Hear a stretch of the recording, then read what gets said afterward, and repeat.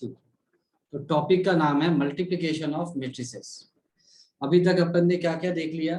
Addition of matrices, फिर subtraction of matrices, और फिर कोई स्केलर नंबर ले लिया, उसको हमने मैट्रिक्स से मल्टीप्लाई किया या फिर डिवाइड किया। एक ही बात है, नंबर को मल्टीप्लाई करना या डिवाइड करने का मतलब होता है उसके रेसिप्रोकल से मल्टीप्लाई कर रहे हैं, तो एक ही बात है, एक ही में दोनों आ जाता है। यहाँ तक समझ लिया। अगला टॉपिक है मल्टीप्लिकेशन ऑफ मैट्रिसेस। तो इसको शुरू करने से पहले एक बात याद रखा कि division of matrices is never possible. दो मैट्रिक्स को आप कभी भी डिवाइड नहीं कर सकते और करेंगे भी नहीं। क्यों नहीं कर सकते वो कल बताया गया था। ठीक है, आगे अब देखते हैं इसमें क्या क्या बातें हो रही हैं।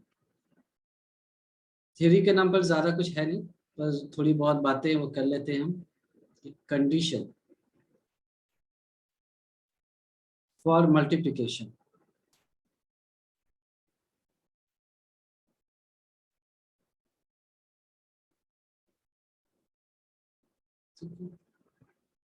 कंडीशन फॉर मल्टीप्लिकेशन, इसका मतलब है कि आपसे अगर पूछा जाए कि क्या दुनिया में कोई भी दो मैट्रिक्स है उसको मल्टीप्लाई किया जा सकता है क्या, तो आंसर होगा नहीं।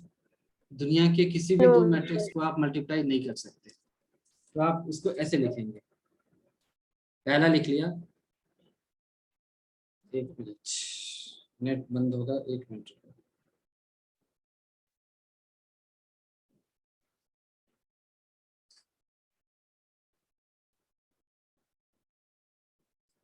हेलो, आवाज आ रही है?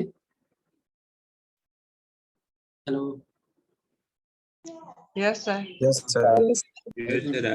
लाइट चली गई थी तो मुझे लगा ये नेट डिस्कनेक्ट हो गया होगा, पर आ गई फिर से, थैंक गॉड। हाँ, तो हम क्या कह रहे थे, कंडीशन फॉर मल्टीप्लिकेशन। तो not all matrices can be multiplied.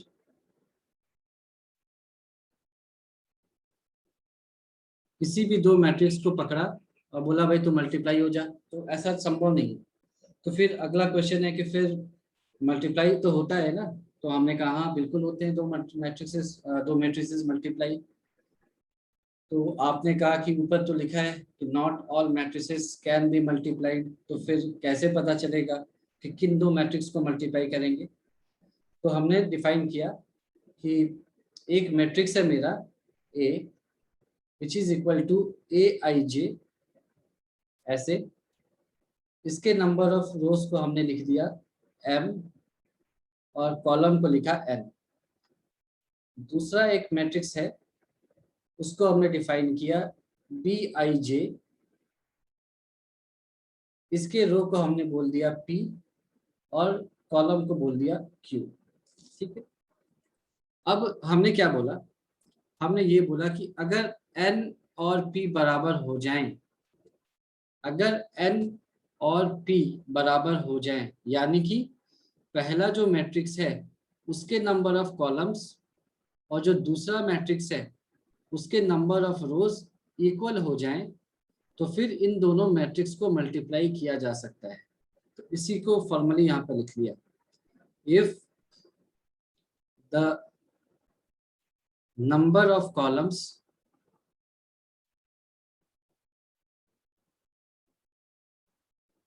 of first matrix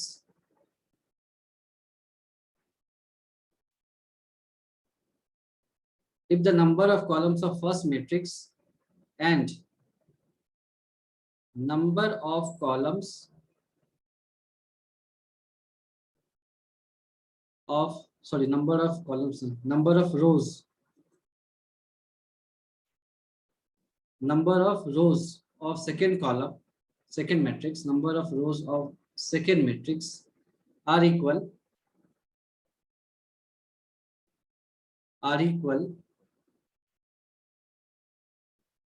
then the matrices can be multiplied.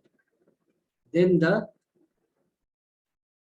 matrices can be multiplied.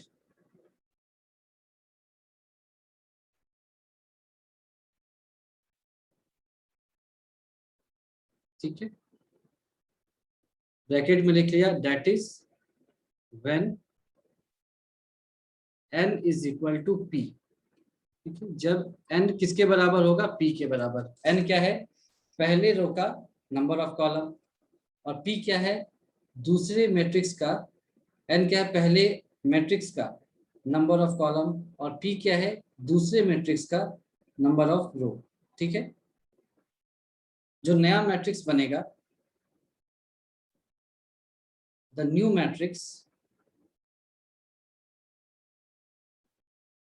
जो ए और बी को मल्टीप्लाई करने के बाद बनेगा, उसको हम ए बी बोलेंगे। The new matrix will have the order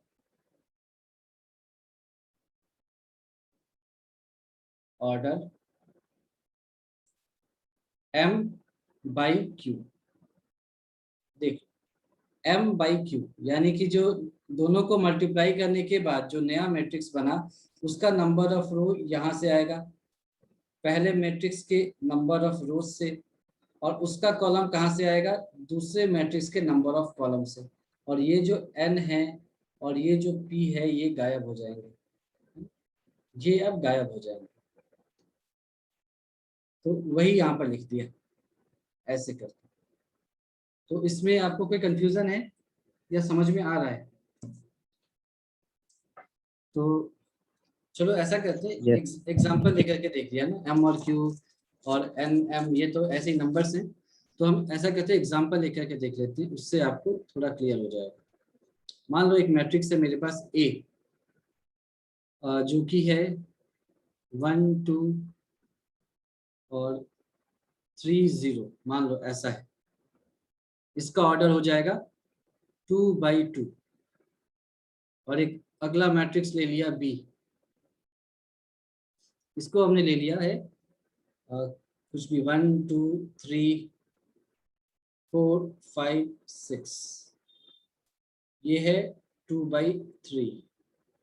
तो अब आपने पूछा कि क्या दोनों मैट्रिक्स मल्टीप्लाई हो जाएंगे क्या? तो हमने चेक किया, पहले मैट्रिक्स का नंबर ऑफ कॉलम और अगले मैट्रिक्स का नंबर ऑफ रो, ये बराबर है क्या? तो आंसर आएगा कि हाँ, दोनों बिल्कुल ही मल्टीप्लाई हो जाएंगे। तो मल्टीप्लाई कर लिया। अब आएगा क्या, वो तो बात की बात है। इसका ऑर्डर क्या होगा बता दो, इसका ऑर्डर कैसे लिखेंगे बताओ?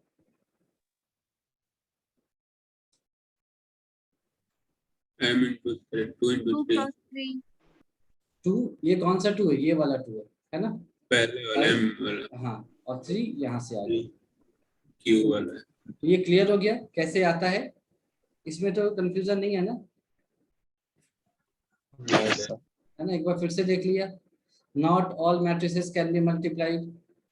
फिर किसको मल्टीप्लाई कर सकते हैं, दो मैट्रिक्स लिया, अगर पहले मैट्रिक्स का नंबर ऑफ कॉलम दूसरे मैट्रिक्स के नंबर ऑफ रो से मैच कर जाए, तब दोनों मैट्रिक्स को मल्टीप्लाई किया जा सकता है, और एल्स दोनों मैट्रिक्स को मल्टीप्लाई नहीं किया जा सकता। ठीक, तो उसी के हिसाब से लिख लिया। और फिर जो नया मैट्रिक्स बनेगा, उसका नंबर ऑफ रो और कॉलम क्या होगा, पहले मैट्रिक्स के नंबर ऑफ रो वो नए मैट्रिक्स का नंबर ऑफ रो हो जाएगा, और दूसरे मैट्रिक्स का नंबर ऑफ कॉलम इस मैट्रिक्स के लिए नंबर ऑफ कॉलम हो जाएगा। बीच के जो थे दोनों गायब हो जाएंगे। ठीक है, होपफुली यहाँ तक आपको क्लियर हो गया होगा, कोई कंफ्यूजन नहीं होगा।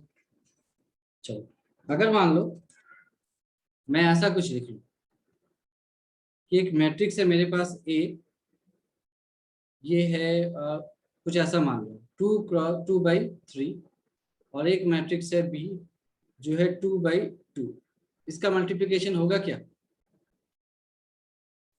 नो सर, नहीं होगा। तो हमने देखा पहले मैट्रिक्स का नंबर ऑफ कॉलम और दूसरे मैट्रिक्स के नंबर ऑफ रो को मिलाकर के देखा, मैच कर रहे हैं क्या? नहीं। तो फिर मल्टीप्लिकेशन नॉट पॉसिबल। तो ये दोनों का प्रोडक्ट क्या है, नॉट डिफाइंड, नहीं डिफाइंड ही नहीं है, हम मल्टीप्लिकेशन कर ही नहीं सकते। ठीक है, अच्छा, तो अब इस पर एक नोट लिख लिया हमने। नोट क्या लिखा कि पहला, इफ A इंटू बी, अगर एक मैट्रिक्स है A, अगला मैट्रिक्स है B, दोनों को मल्टीप्लाई किया, if AB is defined,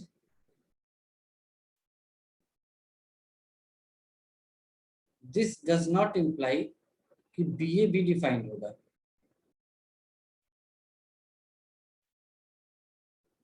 BA is also defined, है ना। जैसा कि हम कहते हैं नंबर्स में 2 into 3 अगर 6 है तो 3 into 2 भी 6 ही होगा, है कि नहीं। लेकिन मैट्रिक्स में ऐसा नहीं है।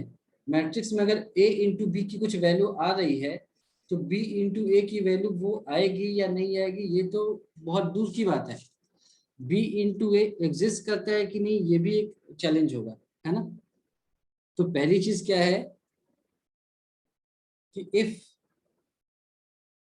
A into B अगर ये डिफाइंड है तो इसका कुछ वैल्यू होगा। तो अगर मैं B into A लिख रहा हूं तो पहले तो ये पता करो कि ये डिफाइंड है या नहीं है। पहली चीज तो ये कि डिफाइंड और नॉट। अगर ये डिफाइंड है तो ये BA के बराबर A into B के बराबर हो भी सकता है और उसके बराबर नहीं भी हो सकता है, ठीक है। तो पहली चीज तो यही देखनी है कि भाई ए बी डिफाइंड है तो BA डिफाइंड होगा क्या, पता नहीं, ये करके देखना होगा, जरूरी नहीं है।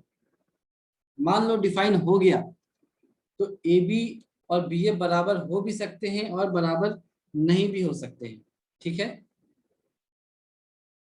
तो इसका एग्जांपल ही देख लेते हैं, एक सिंपल सा। कैसे देख लिया कि A आपका एक मैट्रिक्स है 2 into 2/2 और B एक मैट्रिक्स है 2/3। तो AB डिफाइंड होगा क्या?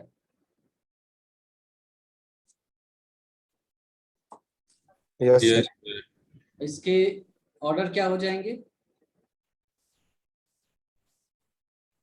2 into 3. 2 into 3 ठीक है। अच्छा, अब उल्टा करके देख लिया, B मैट्रिक्स है 2/3 और A है 2/2। अब BA डिफाइंड होगा क्या? नहीं होगा। नहीं होगा, नो सर तो नॉट डिफाइंड।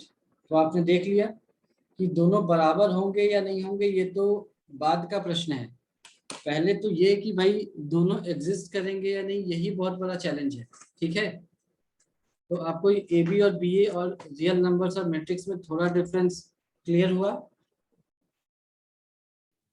Yes sir. है ना। यस सर सर ऐसा क्यों कि रो और हाँ। कॉलम सेम होना चाहिए? बिल्कुल बिल्कुल, ऐसा क्यों है ये आपको थोड़ी देर में बताया जाएगा ऐसा क्यों है। पहली चीज तो ये इक्वल क्यों नहीं होंगे उसकी बात कर रहा हूँ, एग्जिस्ट क्यों नहीं करेंगे वो तो आपको यहीं से समझ में आ गया होगा। और हाँ, ये पूछ रहे हो क्या बेसिक डेफिनेशन इसका? एक मिनट, तुमने ये पूछा क्या कि इसका जो कॉलम है इसके रो के बराबर क्यों होना चाहिए मल्टीप्लिकेशन में, ये क्वेश्चन था क्या? यस हाँ, अच्छी बात है। ये ऐसा इसलिए है क्योंकि एक चीज समझो तुम कि जो मैट्रिक्स है वो हमने बनाया है। फॉर एग्जाम्पल मैं तुमसे कहूँ E is equal to MC square, सबको पता है ना। यस सर, किसने इसकी खोज की थी? Albert Einstein. तो अगर मैं तुमसे ये पूछूं कि अगर एल्बर्ट आइंस्टाइन ने E is equal to MC square नहीं खोजा होता तो वो एग्जिस्ट नहीं करता। अगर एल्बर्ट आइंस्टाइन ने E is equal to MC square नहीं खोजा होता तो क्या वो एग्जिस्ट नहीं करता नेचर में या करता? सर करता करता। सर करता। अच्छा, अब मैं तुमसे पूछूं कि ग्रेविटेशन के बारे में किसने बताया? चलो भारत में बताया न्यूटन। पहले, आइजैक न्यूटन।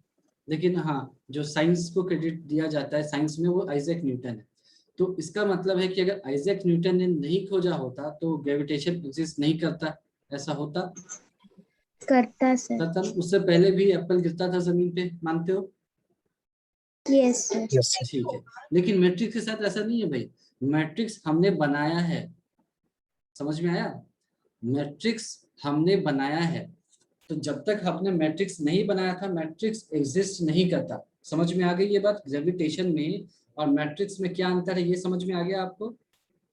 पहली चीज, यस ठीक है। तो मैट्रिक्स हमने बनाया है, नहीं बनाया होता तो एग्जिस्ट नहीं करता। अब इसके जितने भी लॉज हैं वो हमने इस तरह से डिजाइन किए हैं कि हमारा काम आसानी से हो पाए, ठीक है। जितने भी लॉज हैं वो इस तरह से बनाए गए हैं, वो नेचर में एग्जिस्ट नहीं करते। ये एक तरह से प्रोग्रामिंग है। मैंने आपको एक बार बताया होगा पहले क्लास में कि मैट्रिक्स जो है वो 3 डायमेंशन रोटेशन के भी काम आता है। आपने शायद मैं तो ज्यादा मूवीज नहीं देखता, आप तो शायद, मुझे जहाँ तक याद है हॉलीवुड में एक मूवी भी है मैट्रिक्स के नाम पर, है क्या ऐसा? सर देखे नहीं। देखा तो मैंने भी नहीं है, सुना है, ऐसा है क्या तो मैट्रिक्स मूवी? नो सर, नहीं सर। कोई बात नहीं। तो कुल मिलाकर नहीं। के मैट्रिक्स क्या है, एक प्रोग्रामिंग, एक तरह से प्रोग्रामिंग लैंग्वेज समझ सकते हो। तो मैट्रिक्स हमने बनाया है, तो नंबर ऑफ कॉलम्स और नंबर ऑफ रोज को बराबर करने के बाद कैलकुलेशन बहुत आसानी से होता है, इसीलिए हमने ऐसा किया है। हमने मतलब हमारे जो पहले के मैथमेटिशियंस उन्होंने ऐसा किया, यही रीजन है। ठीक है, सर जैसे एडिशन में कॉरेस्पॉन्डिंग एलिमेंट को ऐड कर रहे थे वैसे बिल्कुल इसमें भी क्यों नहीं? बिल्कुल बिल्कुल उसी तरह से यहाँ पर ऐसे तुम देखोगे अभी, अब जब हम मल्टीप्लाई करेंगे तब तुम्हें समझ में आएगा कि अच्छा ऐसे करने से कैलकुलेशन बहुत आसानी से हो गया। देखो मल्टीप्लाई तो करना ही था और कुछ ना कुछ तो रूल बनाना था उनको करने के लिए, तो कुछ ना कुछ तो बनाते। ये रूल बनाने के बाद कैलकुलेशन बहुत आसान हो गया। ठीक है, तो ये ग्रेविटेशन जैसा नहीं है कि वो एग्जिस्ट कर रहा था उसकी खोज की गई, ऐसा नहीं है। मैट्रिक्स मैट्रिक्स को खोज करके ऐसा बताया गया कि ऐसे करो, चीजें आसानी से मिलेंगी। ठीक है, समझ में आया ये? यस। और अगर नहीं समझ में आ गया तो यस मान लिया कि कुछ भी नहीं बोला गया, भूल गए, है ना। वैसे इसमें कुछ समझने लायक था नहीं, बात सर। यही है। हाँ, सर अगर वाइस वर्सा नहीं हुआ तो क्या फिर मैट्रिक्स को मल्टीप्लाई नहीं होगा? नहीं नहीं होगा। जैसे यहाँ देखा ना, बी इंटू ए, अगर ये मैच नहीं किया उसी समय रुक गए कि भैया तेरी तो मतलब बात ही अलग, तो निकल जा, तुम्हारा काम नहीं यस हो सर। सकता, इसको यहीं हटा दिया। और एक इंटरेस्टिंग प्रॉपर्टी जो हमने पहला देखा, ये सारी चीजें पहले पॉइंट के अंदर ही आ रही हैं जो हमने लिखा था यहाँ पर। क्या लिखा था? हाँ, if a into b is defined, तो बी ए डिफाइंड होगा कि नहीं, बराबर होगा कि नहीं, जरूरी नहीं है। दूसरा पॉइंट भी बहुत इंटरेस्टिंग है। इंटरेस्टिंग क्यों है? क्योंकि अभी तक हम जो भी पढ़ते हैं या सोचते हैं वो नंबर्स के हिसाब से सोचते हैं। तो जैसे मैं तुमसे कहूँ कि x into y is equal to 0, तो इससे आप क्या समझते हो? x एक रियल नंबर है, y भी एक रियल नंबर है, और दोनों का प्रोडक्ट 0 है, तो इससे आपको क्या समझ में आता है? बताओ, इससे आप क्या कोई निष्कर्ष एक निकालोगे? सर इसमें एक जीरो है, एक। जीरो। अच्छा, x 0 होगा या फिर y 0 होगा, या दोनों 0 होंगे, ऐसा ही ना? 0 इंटू 0 भी 0 होता है। तो ये तो कंफर्म है ना एटलीस्ट कि या तो x 0 होगा या तो y 0 होगा, है कि नहीं? तभी दो नंबर का प्रोडक्ट 0 हो सकता है। पर मैट्रिक्स में कुछ अलग खेल है, उसको भी यहाँ पर एक बार लिख लिया। मैट्रिक्स क्या कहता है कि if a into b is 0, अगर दो मैट्रिक्स का प्रोडक्ट 0 हो जाए, 0 का मतलब क्या है मैट्रिक्स में? नल मैट्रिक्स ऑब्वियसली, है ना। अगर दो मैट्रिक्स का प्रोडक्ट नल मैट्रिक्स हो जाए, दिस डज नॉट इम्प्लाई कि a इज 0 और b इज 0। ऐसा आवश्यक नहीं है कि a 0 हो या b 0 हो, दोनों ही नॉन 0 हो सकते हैं। इसको लिख लिया यहाँ पर, it may be possible, it may be possible that both A and B are non-zeros, एक मिनट खुशी, एक minute, are non-zero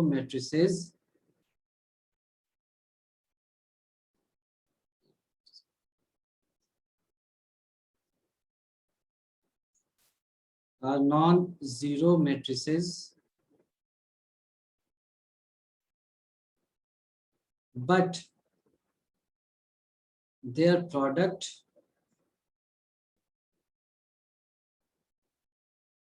is a null matrix। इतनी लंबी चौड़ी बात लिख दी। इसका मतलब है कि जहां पर रियल नंबर में दो रियल नंबर का प्रोडक्ट हमेशा 0 होता था, तो अगर दो मैट्रिक्स का प्रोडक्ट नल मैट्रिक्स आ रहा है, इसका मतलब ये कतई नहीं हम समझे कि दोनों में से एक तो नल मैट्रिक्स होगा ही होगा। ऐसा आवश्यक नहीं है, हो भी सकता है नहीं भी हो सकता है। इट मे बी पॉसिबल कि जो मैट्रिक्स ए है वो भी एक नॉन जीरो मैट्रिक्स है। नॉन जीरो मतलब उसके कुछ एलिमेंट्स जीरो नहीं है, यानी कि वो नल मैट्रिक्स नहीं है। और मैट्रिक्स जो बी है वो भी एक नल मैट्रिक्स नहीं है, लेकिन उन दोनों के प्रोडक्ट फिर भी नल मैट्रिक्स आ जाएंगे। ठीक है, हाँ खुशी बोलो। सर अगर मल्टीप्लिकेशन का जो रूल है वो मल्टीप्लिकेशन को आसान बनाने के लिए बनाया गया है, तो जिस प्रकार एडिशन होता है सिंपली इंडिविजुअल एलिमेंट को ऐड करके, उस तरह मल्टीप्लिकेशन करते तो वो तो और आसान होता है ना। नहीं, लेकिन वो फिर एडिशन और देखो इसको समझो कि मल्टीप्लिकेशन का मतलब क्या होता है। मल्टीप्लिकेशन का मतलब होता है मेनी टाइम्स एडिशन, है ना। बहुत बार एडिशन करने को ही हम मल्टीप्लिकेशन कहते हैं, है कि नहीं। और बहुत बार मल्टीप्लिकेशन करते हैं तो उसको हम क्या कहते हैं, एक्सपोनेंशियल कहते हैं। अग्री कर रहे हो आप। यस। तो आप मल्टीप्लिकेशन चाहे मैट्रिक्स में करो या रियल नंबर्स में करो, जो कॉन्सेप्ट है वो कभी चेंज नहीं होता। तो ऐसा नहीं है, ये तो जरूर मैंने बोला तुमको कि ये आसान बनाने के लिए ऐसा किया गया, पर ऐसा नहीं है कि केवल यही एक लॉजिक था। तो फिर तो हम ये भी कह सकते हैं कि सबसे आसान है तो ये है कि कुछ करो ही नहीं, है ना। तो ऐसा नहीं था कि सिर्फ यही दिमाग में रख करके इतनी लंबी चौड़ी बात रखी गई। Multiplication is numerous times addition, तो उसको न्यूमरस टाइम्स एडिशन करके देखा गया कि कैसे करने पर वो वैल्यू सेम आ रही है ना। जैसे मैं आपसे कहता हूँ कि मेरे पास 2 + 2 + 2 + 2 है, ऐसे ही। तो आपने इसको ऐसे जोड़ा, 2 + 2 4 6 8 ऐसे लिखा। किसी ने इसको ऐसे लिख दिया, ये भी 8 आ गया, है ना। तो कोई ये भी तो कह सकता है ये तो डिफिकल्ट है, इसको ऐसे कर दो ना तो ये ज्यादा आसान आ रहा है। पर ये दोनों बराबर थोड़ी है। तो केवल आसान बनाना एक लॉजिक नहीं होता, वो जरूर होता है, लेकिन आंसर भी मैच करना चाहिए। तो ये बात समझो आपकी multiplication is many times addition. तो जो मल्टीप्लाई किया गया था उससे पहले उसको कई बार ऐड करके उसको पैटर्न को पहचाना गया। जैसे इसको पैटर्न को पहचाना गया कैसे, 2 कॉमन ले लिया तो 1 + 1 + 1 + 1 आया, तो इसको मैं फिर 2 × 4 लिख सकता हूँ। तो उसके पीछे 2 × 4 लिखने के पीछे ये लॉजिक था, यहाँ पर भी एडिशन ही हो रहा है। उस लॉजिक को समझ करके हमने मल्टीप्लिकेशन का रूल बनाया है, मतलब वो बहुत ही साइंटिफिक है, कोई इलॉजिकल नहीं है कि केवल आसान सा दिख रहा है। ठीक है, समझ में आ गई बात। यस सर, समझ गई। तो इट्स वेरी मच साइंटिफिक।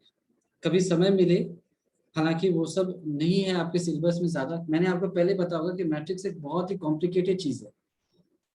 वो वेक्टर्स होते हैं, लेकिन जब हम 12th में पढ़ाते हैं तो आपको समझ नहीं आएगा कि वो वेक्टर को रिप्रेजेंट कर रहा है, किसी की पोजीशन या लोकेशन को रिप्रेजेंट कर रहा है। लेकिन इट्स वेरी इंटरेस्टिंग, आप पढ़ेंगे तो देखेंगे स्पेस में कैसे घूमता है, तभी तो रोटेशन के काम आता है।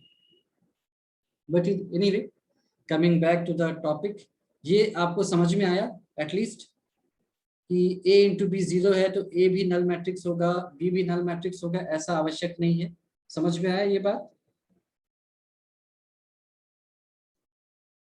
बोलो भाई। एग्जाम्पल बता दीजिए। हाँ यस सर, एग्जांपल। हाँ, ये तो चलो हमने चीजें देख ली हैं। अब हम जैसे जैसे क्वेश्चन करेंगे तुमको समझ में आता जाएगा। तो सबसे पहले तो एक नॉर्मल मल्टीप्लाई करना पहले तो देखते हैं, है ना। जैसे ये 2 5 लिया, ये 8 10 लिया, ये मेरा पहला मैट्रिक्स है ना। और इसके सामने एक दूसरा मैट्रिक्स ले लिया, कुछ भी ले लिया 4, और इसको मान लो 40 ले लिया ऐसे। तो पहले वाले का ऑर्डर 2/2 है क्या, और दूसरे वाले का यस सर। 2/1 है क्या। यस। तो अब मुझे बता दो कि जो मैट्रिक्स आएगा उसका ऑर्डर क्या होगा। 2/1। 2/1 होगा, ठीक है, ये समझ में आ गया। 2 रो होंगे और एक कॉलम होगा, कॉलम एक ही होगा। तो इसको मल्टीप्लाई कैसे करते हैं, देखो ये जो रो होगा ना, इस कॉलम से मल्टीप्लाई होता है, ठीक है। रो जो है पहला मैट्रिक्स का रो दूसरे मैट्रिक्स के कॉलम से मल्टीप्लाई होता है।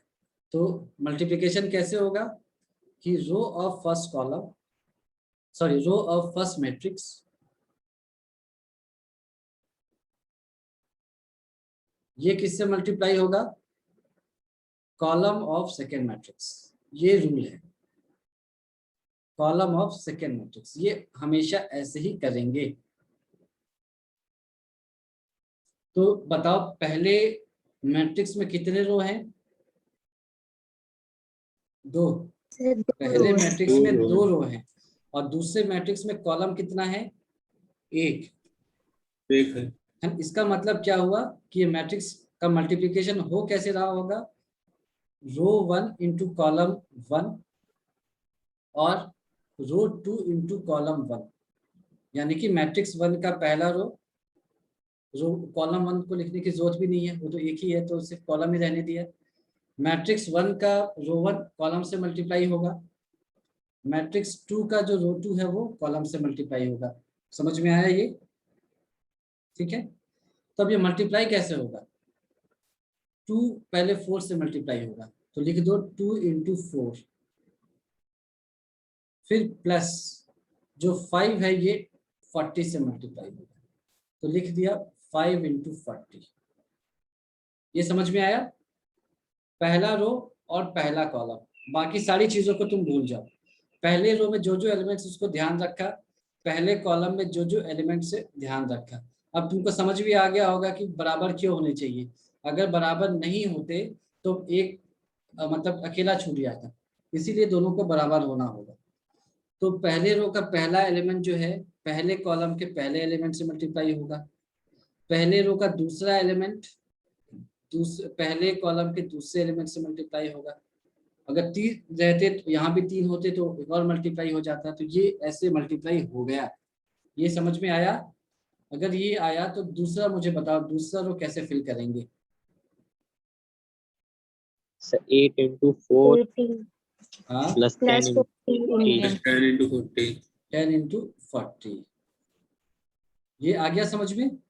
अब जब Yes. रो 2 की बात करें तो इसको भूल जाओ, इसका कोई मतलब नहीं है, केवल ये रो और कॉलम। इसको फिर सॉल्व कर दो। सॉल्व करोगे तो क्या बचेगा? ये 5 इंटू 40 क्या होता है? 200। 200 प्लस 8 208, और ये क्या हो जाएगा? 400 प्लस 40 तो 440। ये आंसर आ गया आपका 2/1। ये आपका आंसर। सर 32 ना? 432 होगा। अच्छा सॉरी 432, बिल्कुल सही बात है, 432। तो इसमें कोई कंफ्यूजन है तो बताओ, मल्टीप्लाई करने में कोई दिक्कत आई क्या? आई तो बताओ मुझे। नो। तो चलो फिर हम ऐसे आज और कल इस तरह के काफी क्वेश्चंस करेंगे ताकि दिक्कत है भी तो भी चली जाए। चलो थोड़ा सा बड़ा लेते हैं। 1 - 2 और 2 ले लिया, 0 3 और 4 ले लिया, ठीक है ऐसे। और दूसरा एक मैट्रिक्स लिया ये हो जाएगा 2, ये हो जाएगा -1, ये हो जाएगा आपका 5, इधर आ जाएगा 7, ये 1 और इसको मान लो 4 ले लिया ऐसे। अच्छा अब ये बताओ पहले रो का पहले मैट्रिक्स का ऑर्डर बता दो मुझे। 2 into 2/3, दूसरे का 3/2। Very good. तो आपको ये तो समझ में आ गया कि मैट्रिक्स का मल्टीप्लिकेशन तो होगा, वो फिजिबल है यहाँ, और जो नया मैट्रिक्स बनेगा उसका ऑर्डर भी आपको पता चल चुका होगा। बता सकते हो? 2/2। 2/2। Very good. तो कैसे करेंगे? पहले रो का के सारे एलिमेंट्स किससे मल्टीप्लाई होंगे? कॉलम से। यानी ये पूरा इसके साथ, ये पूरा इसके साथ, और ये क्या बनाएगा? देखो ये काम कैसे करता है, देखो एक बार इसको समझा देता हूं ताकि तुम इसको भी मत भूलो। तुम कर क्या रहे हो? मैट्रिक्स 1 का क्या ले रहे हो? रो 1, यही ना? और मैट्रिक्स 2 से क्या ले रहे हो आप? कॉलम 1। तो जो नया मैट्रिक्स है उसका आपको क्या मिलेगा? रो 1 और कॉलम 1। समझ में आया? ये मिलेगा। अच्छा जब आप इसको इस वाले से मल्टीप्लाई करोगे तो क्या हो रहा होगा उस समय? मैट्रिक्स 1 का क्या मल्टीप्लाई कर रहे हो आप? रो 1। गुड। और मैट्रिक्स 2 का? कॉलम 2। तो आपको नया मैट्रिक्स के लिए क्या मिलेगा? रो 1 और कॉलम 2। समझ में आ गया? इस तरह से ही आपको Yes. लिखना है दिमाग में, है ना। 2-4 बार कर लोगे तो बिल्कुल ये रट जाएगा, ये सब बताने की जरूरत नहीं पड़ेगी। लेकिन अगर कभी कंफ्यूजन हुआ तो ऐसे रफ में लिख करके देख लिया, ठीक है। चलो, तो अब मुझे बता सकते हो कि पहला जो एलिमेंट होगा वो क्या होगा? So 1 into 2 plus Very minus good. 1 into minus 1 plus 2 into 5. So 13. चलो, पहले तो हम आंसर नहीं लिखे, इसको समझ ले पहले। 2 into 5, वेरी गुड, बिल्कुल सही है ये, है ना, बिल्कुल सही। इसको थोड़ा और दूर बना देता हूँ, चलो, है ना। ये मैंने क्यों लिखा, क्योंकि जनरली क्या होता है ना, जब नया नया पढ़ते हैं हम लोग तो शुरू में, इसके बाद अगला बच्चा सेम चीज करते हुए यहाँ पर आ जाएगा। ऐसा नहीं करेंगे, हमको कहाँ जाना है देख लिया। हम कर क्या रहे हैं भाई, अब हम रो 1 को कॉलम 2 से मल्टीप्लाई करेंगे, तो रो 1 और कॉलम 2 यहाँ पर आएगा। तो बता दो, इसके लिए भी बता दो क्या होगा। 1 into 7 7. plus minus 1 into 1 plus 2 into 4. Plus, इसको थोड़ा ये भी लिखेंगे, 1 into 1 प्लस 2 into 4, बिल्कुल सही बात है। यहाँ पर अब हम देखो रो 2 है ना, रो 2 और कॉलम 1 की बात करेंगे, तो रो 2 कॉलम 1 ये हो गया। आप बताओ, 0 into 2 0 into 2 3 plus 3 into minus 1 plus 4 into 5. Plus 4 into 5, very good. अब दूसरे रो और कॉलम 2, तो रो 2 और कॉलम 2 ये पोजीशन होता है। अब बताओ, 0 into So 7 plus 3 2 into 1 into 1 plus 4 into 4. Plus 4 into 4. तो इसका सॉल्व तो आप कर लोगे, कैलकुलेशन तो कर ही सकते हैं ना, मेन तो यही था। Yes, sir. एक मुझे क्या हो गया,